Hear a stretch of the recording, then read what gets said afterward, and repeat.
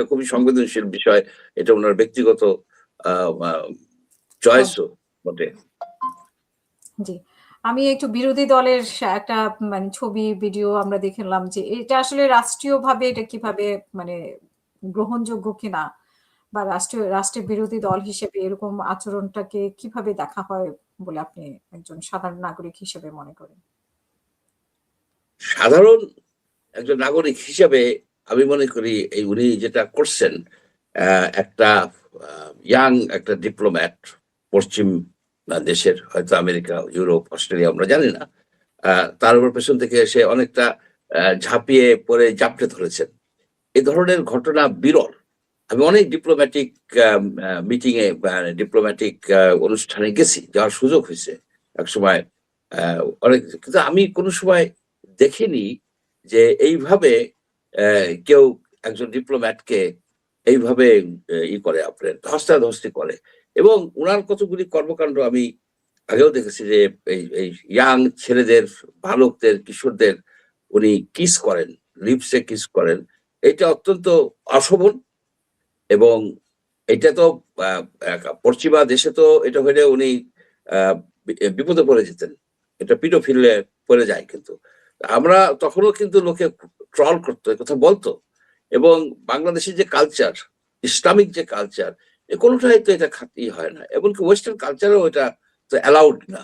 যে কাজটা উনি করছেন, এটাকে ওনাদের লোকেরা কিছু জাস্টিফাই করার চেষ্টা করতেছে যে হৃদয়তাপূর্ণ আপনার হৃদয়তাপূর্ণ সম্পর্কের জন্য আপনি সব লোকের মধ্যে যে একটা লোকের পেছন দিকে ঝাপড়ে ধরবেন।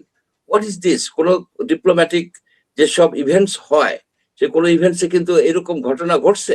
বলেন, এরকম পার্সোনাল স্পেস, যে একটা এক এক দেশে এক এক কালচার, এক এক দেশের কালচার, কিন্তু কোন দেশের কালচারে এই ঘটনা নাই।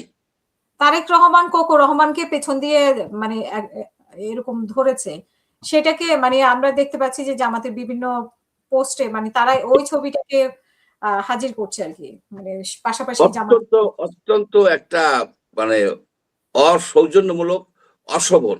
তারেক রহমান এবং কোকো, এই দুইজন আপনার ছবি দেখছি, তারা তো ইয়াং বয়স, তারা দুই আপন ভাই, তারা আপন ভাই। এখানে এটার সাথে এটা তো তুলনা হয় না। এখানে এটা তুলনা করাটা, এরা জাস্টিফাই করার চেষ্টা করতেছে। জাস্টিফাই করলে কাজ হবে না।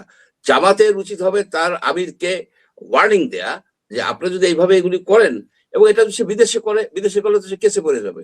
বিদেশে যেসব ছেলেদের মুখে সে কিস করছে, যেসব ভিডিওতে আছে, এটা যদি সে অস্ট্রেলিয়া করে, ইউকে তে করে, ইউএসএ তে করে, তাকে তো ভাইস স্কোয়াডে এসে ধরে নিয়ে চলে যাবে। এবং সে পিডোফিল কেসে পড়ে এপস্টেইনের মতো ঘটনা হয়ে যাবে, এপস্টেইন কেসের মতো হয়ে যাবে। ওনাকে অ্যাকচুয়ালি ওনাকে সরাই দেওয়া উচিত, ওনাকে সরাই দেওয়া উচিত। হি হ্যাজ ইনস্টিংক্টিভলি, এখানে যে ঝাঁপাই পড়ে, ইনস্টিংক্টিভলি সেই কাজগুলি করতেছে। তা আমি মনে করি কি, হি হ্যাজ সাম প্রবলেম। আমি ক্লিয়ারলি বলতে চাই, এটাকে মানে ইফ নট বাট থার্ড বলে কোনো লাভ নাই। জামাতের উচিত হবে ওনাকে থেরাপি দেওয়া, মানে কাউন্সিলিং করা, কাউন্সিলিং করা, অথবা তাকে লেট হিম গো,